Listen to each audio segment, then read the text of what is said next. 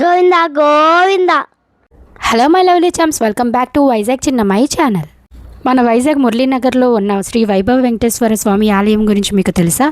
ఈ ఆలయ విశేషాలు, విశిష్టతలు, ఇక్కడ నిర్వహించే పూజల గురించి ప్రధాన అర్చకుల వారి మాటల్లో తెలుసుకుందామా? నమో వెంకటేశాయ. సర్వమంగళ స్వరూపం సకల శక్తి సమన్వితం తం భజే వైభవ వెంకటేశం విశాఖ నగరాధిపం. విశాఖపట్నం మురళీనగర్ ఎన్జీజీఓస్ కాలనీలో వేంచేస్తున్న శ్రీ శ్రీ శ్రీ వైభవ వెంకటేశ్వర స్వామివారి దివ్యక్షేత్రం ఉత్తరాంధ్ర జిల్లాలో భక్తులకి కొంగు బంగారమై అలరారుతోంది. ఈ వైభవ వెంకటేశ్వర స్వామి దివ్యక్షేత్రానికి 25 సంవత్సరాలు నడుస్తూ ఉన్నాయి. ఈ వైభవ వెంకటేశ్వర స్వామి వారు చాలా ప్రత్యేకమైన వాడైన ఈయన 1999లో శంకుస్థాపన చేయబడింది ఈ క్షేత్రం. శ్రీ పూల వెంకట రమణమ్మ గారు వారి సహృదయంతో తిరుమల తిరుపతి దేవస్థానానికి ఇచ్చిన భూమి ఈ స్థలం. 99లో స్థానికులందరూ అసోసియేట్ అయి క్షేత్రం కట్టాలని సంకల్పానికి శ్రీకారం చుట్టారు. తద్వారా ఈ క్షేత్రం 99లో శంకుస్థాపన జరిగి 2002లో ప్రతిష్టకు సిద్ధమైంది. మొదటి నిర్మాణంలో భాగంగా ఈ ప్రతిష్టా కార్యక్రమం వైశాఖ శుద్ధ ఏకాదశి నాడు జరిగింది. పరమహంస పరివిరాజగాచార్య శ్రీ శ్రీ త్రిదండి శ్రీమన్నారాయణ చినజీయర్ స్వామి వారి కరకమలం ద్వారా జాతికి అంకితం గావింపబడింది ఈ క్షేత్రం. శ్రీ పాంచరాత్ర ఆగమ విధానంలో సేవా కైంకర్యాలు జరుగుతున్నాయి ఈ క్షేత్రంలో. ఈ క్షేత్రం చాలా విశేష స్థానాన్ని సంతరించుకుని ఉన్నది. స్వామి యజ్ఞ సంభవుడని స్వామికి నామధేయం. పరా వ్యూహ విభవ అంతర్యామి అర్చావతారం 5 దశలు ఆగమం చెప్తుంది. అందులో ఒక దశ శ్రీ విభవ. ఇలా ఉంటూ ఉండగా క్షేత్ర నిర్మాణం ప్రతిష్ట అవుతూ ఉండే సందర్భంలో ఏ పేరు పెట్టాలని అనుకున్న పెద్దల నిర్ణయం మేరకు ఆలోచన చేస్తే అందులోంచి వచ్చిన ఒక అమృతతుల్యమైన ఆలోచన వైభవ వెంకటేశ్వర స్వామి.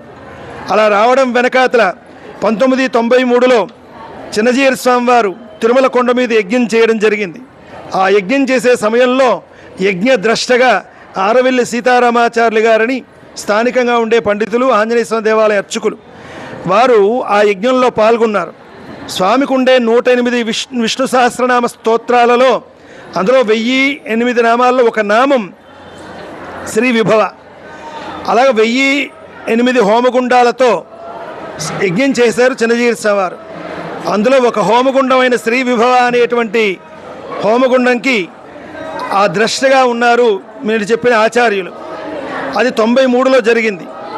ఆ తర్వాత కాలగమనంలో ఇక్కడ దేవాలయం ఏర్పడినప్పుడు ఏ పేరు పెట్టాలనుకునేటప్పుడు యజ్ఞ సంభవుడైన స్వామి శ్రీ విభవ అనే నామాన్ని ఇచ్చాడు గనక, అది తిరుమల కొండ మీద ఇచ్చారు గనక, అంత పవిత్రమైన కొండలలో 1000 హోమగుండాల మధ్య యజ్ఞం జరుగుతూ ఉండగా ఉద్భవించిన నామం శ్రీ విభవ నామం.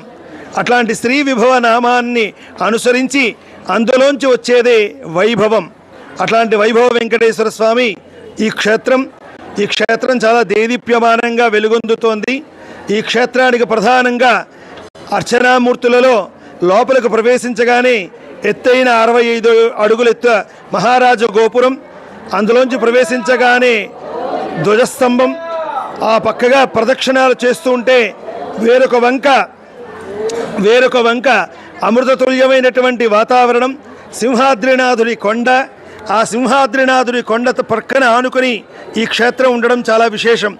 అట్లాంటి ఈ క్షేత్రంలో లోపలికి ప్రవేశించగానే శ్వేతశిలామూర్తిగా దర్శనమిచ్చే గోపాలకృష్ణుడు, ఆ తరువాత ఆ సన్నిధిలో ప్రదక్షిణపూర్వకంగా వెళితే చక్కనైనటువంటి శిల్ప చాతుర్యంతో గోవర్ధనగిరి ఘట్టము, గజేంద్ర మోక్ష ఘట్టము, కాళీయుడు పడగలపై నాట్యం చేసే నాట్యకృష్ణుడు, ఒక పక్క అంకము మీద కూర్చున్న లక్ష్మీ నరసింహస్వామి వారు, ఇవి చుట్టూ ఉండే దేవతా పరివారం.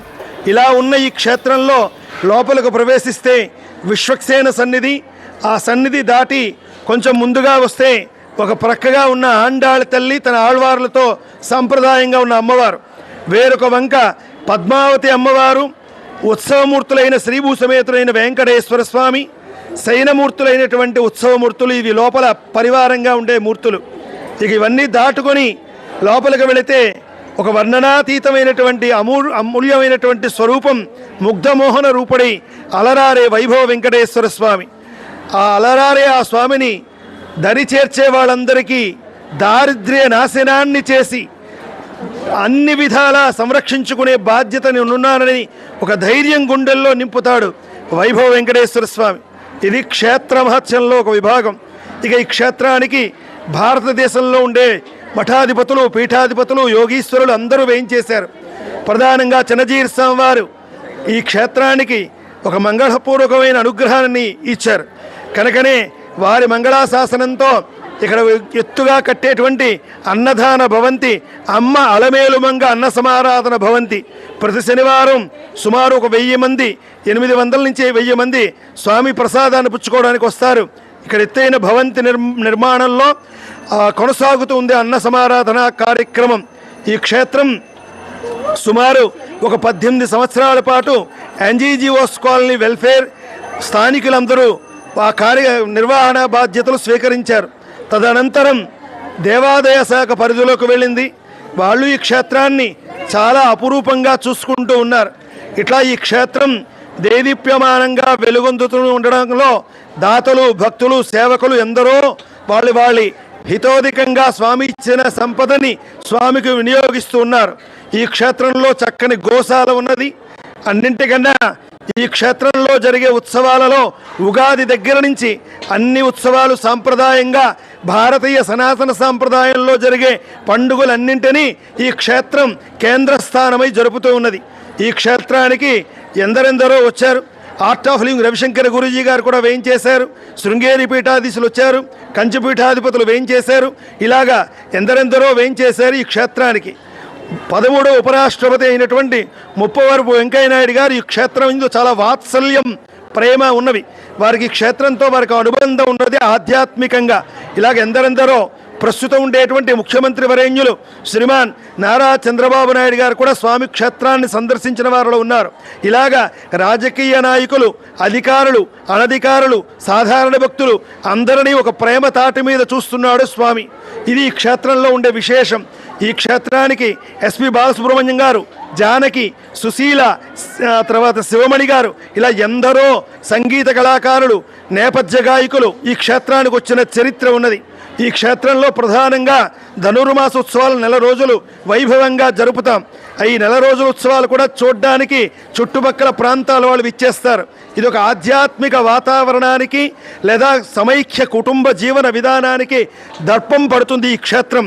ఈ క్షేత్రాన్ని పలు విధాలుగా పలు చోట్ల అందరూ సందర్శిస్తున్న ఆనందానుభూతిని ఎప్పటికప్పుడు గుండెల్లో నింపుకుంటూనే ఉన్నారు. ఇలా ఉంటూ ఉండగా ఈ క్షేత్రంలో రజతోత్సవ వేడుకలు జరుగుతూ ఉన్నవి. ఈ రజతోత్సవ వేడుకలు రానున్న వైశాఖ మాసంలో జరుగుతాయి. 2027 నాటికి స్వామి 25 సంవత్సరాలు పూర్తి చేసుకుంటూ ఉన్నాడు. ఈ సందర్భంగా ఈ క్షేత్రంలో ఒక అద్భుతమైన ఘట్టానికి తెరలేపాడు స్వామి అనుగ్రహంతో. అదే వైభవ శ్రీజ్యోతి కార్యక్రమం, అఖండ వైభవ దివ్యజ్యోతి అని.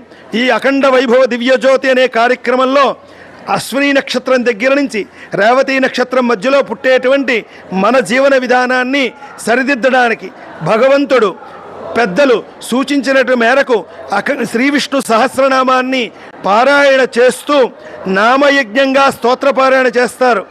కాయిక యజ్ఞంగా గుడి చుట్టూ ప్రదక్షిణ చేస్తారు. ఇది కాయిక కైంకర్యం. ఈ తరువాత కాయిక కైంకర్యం చేసి నామజపాన్ని చేసి ఏదో భగవంతుడు సమర్పించుకోవాలి గనక భగవంతుడు మనకిచ్చిన సంపదలో కొంచెం నెయ్యిని తీసుకొని ఆ అఖండ జ్యోతిలో వేస్తారు. ఇలాగ 7 శనివారములు మనసులో సంకల్పం చెప్పుకొని ఎవరైతే భక్తులు విద్యారంగంలో కానీ, ఉపాధి రంగంలో కానీ, ఉద్యోగ వ్యవస్థలో కానీ ఎటువంటి సంకల్పంతో ఇక్కడికి వచ్చి ప్రదక్షిణం చేస్తారో, వివాహం కానీ, గృహస్థ ధర్మం కానీ, వ్యాపార లావాదేవీలు కానీ, భూ విక్రయాలు కానీ, ఇలా పలు రకాలైనటువంటి ఆ వాంఛితార్థముల మధ్య బ్రతుకుతూ ఉన్నాం. అంతా స్వామే శరణు అనుకున్న వారికి ఒకలా ఉంటుంది. కానీ గృహస్థ ధర్మంలో ఎవరికి చెప్పుకుంటాం? ఇంటి పెద్దకే చెప్తాం, కష్టమైన సుఖమైన. అలాగే ఈ ప్రాంతానికి పెద్దగా ఉన్నాడు వెంకటేశ్వర స్వామి. కనుక చిన్నపిల్లల దగ్గర నుంచి పెద్ద వయస్సు వాళ్ళ వరకు స్వామి చుట్టూ ప్రదక్షిణం చేసి ఆ నెయ్యిని కొంచెం వేసి 7 వారాలు పూర్తవగానే ఒక నిదర్శనాన్ని స్వామి వాళ్ళకి కటాక్షిస్తున్నాడు. అలాగే ఎందరో అనుభూతులు పొందిన వాళ్ళు ఈ క్షేత్రంలో చాలామంది ఉన్నారు. ఎందరెందరికో స్వామి అనుగ్రహించాడు. ఒక ఉద్యోగం చేసుకునే ఉద్యోగి సుమారు 30 సంవత్సరాలు ఒక కంపెనీలో పనిచేస్తుంటే పర్మనెంట్ కాలేదని బాధపడుతున్న సందర్భంలో ఒక 3 శనివారాలు చేయగానే స్వామి వారి అడ్డుతెరని తొలగించి వారికి ఉద్యోగంలో పర్మనెంట్ చేయించాడు. ఉదాహరణకి చెప్పా, ఇలా ఎన్నో ఉన్నాయి. ఇలాంటి స్వామి లీలా మానుష విగ్రహ రూపంగా దర్శనమిస్తున్నాడు. అట్లాంటి స్వామి అనుగ్రహాన్ని మీరందరూ పొందాలని ప్రసార మాధ్యమాలు వేటికవి సేవా కైంకర్యం చేస్తున్నాయి. అట్లాంటి కైంకర్యంలో భాగంగా ఈనాటి ఈ ఛానళ్ళ ద్వారా వాళ్ళు అభిలషించారు క్షేత్ర మహత్యాన్ని, తదనుగుణంగా చెప్పడం జరిగింది. దీంట్లో వ్యవధిని అనుసరించి వివిధ విభాగాలుగా వారు మీ అందరికీ అందజేసి మీరు చూసి తరించి స్వామి క్షేత్రానికి వేయించేసి స్వామి స్వరూపాన్ని దర్శించండి. అఖండ దివ్యజ్యోతికి దండం పెట్టండి. అవకాశం ఉంటే 7 ప్రదక్షిణాలు 7 శనివారాలు చేయండి. తద్వారా సత్ఫలితాలు పొంది కుటుంబాలు ఆయుర్ విభవ భోగభాగ్యాలతో వర్ధిల్లుతూ సనాతన సాంప్రదాయాన్ని పటిష్టం చేసుకోవాల్సిన ధర్మం మనందరి మీద ఉంది. మనందరం కలిసి పనిచేస్తే భగవంతుడు అనుగ్రహం పరిపూర్ణంగా కలిగి మన వాంఛితార్థాలను తీర్చేవాడి మనకి వెన్ను దన్నై ఆ 7 కొండల స్వామి సర్వత్రా రక్షణ చేకూరుస్తాడని మనపూర్వకంగా రక్షణ చేకూర్చాలని పాదాలు పట్టుకుని ప్రార్థన చేస్తున్నాం. రమారమణ గోవింద గో. స్వస్తి ప్రజాభ్యాం పరిపాలయంతాం న్యాయేన మార్గేణ మహీమహీషాం గోబ్రాహ్మణేభ్యః శుభమస్తు నిత్యం. లోకా సమస్త సుఖినో భవంతు. అర్చకుల గారి మాటల్లో ఈ ఆలయం గురించి ఎన్నో ఆసక్తికరమైన విషయాలు తెలుసుకున్నాం కదా. ఇక ఈ ఆలయంలో ఎంతో ప్రసిద్ధి చెందిన 7 శనివారాల ప్రదక్షిణ విశిష్టత ఏమిటి, అలాగే ఇక్కడ వెలిగించే జ్యోతి యొక్క ప్రాముఖ్యత ఏమిటి, వాటి వెనుకున్న ఆధ్యాత్మిక విశేషాల గురించి కూడా తెలుసుకుందామా. స్వామి దేవస్థానంలోని 25 సంవత్సరాలు అయిన సందర్భంగా అఖండ జ్యోతి దీపం వెలిగించారు. మన శక్తి కొలిది భక్తులందరూ కూడా నెయ్యి తెచ్చుకొని ఆ నెయ్యిని మన స్వహస్తాలతో వేసుకుంటే దోషాలు ఏమున్నా సరే పోతాయి. దానితోడు ఆ సంకల్పం చెప్పుకొని 7 శనివారాలు 7 ప్రదక్షిణాలు మన నక్షత్రం బట్టి శ్లోకాలు ఇస్తారు. ఈ శ్లోకం చదువుతూ 7 శనివారాలు 7 ప్రదక్షిణాలు చేయడం వల్ల మనకి కార్యసిద్ధి అవుతుంది. ఏమనుకుంటే అది అవుతుంది. 7 శనివారాల ప్రదక్షిణ విశిష్టత గురించి తెలుసుకున్నాం కదా. అయితే ఈ పవిత్రమైన శ్రీ వైభవ వెంకటేశ్వర స్వామి వారిని దర్శించుకునే అదృష్టం నాకు కలిగింది.